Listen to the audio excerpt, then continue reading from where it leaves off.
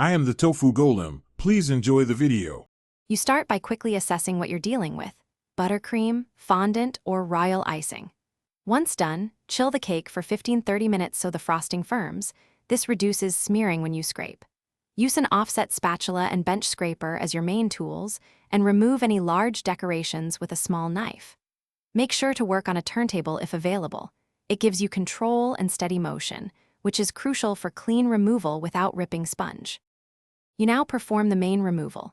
Hold the bench scraper at a 30°–45° angle and rotate the cake slowly, using steady, small strokes to lift frosting without gouging.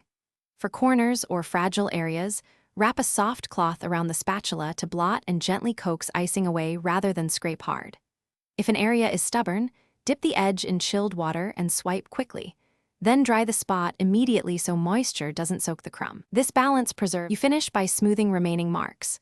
Wipe edges with a warm, damp cloth to remove residue, then chill the cake another 10–15 minutes to set the surface.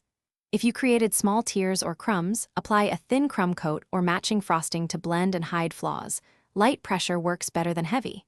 If a larger tear happens, press the edges gently together, refrigerate to firm, then rebuild the area with a thin layer of frosting.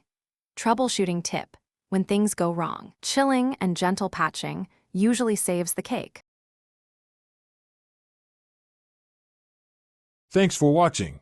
Consider subscribing if we helped you today.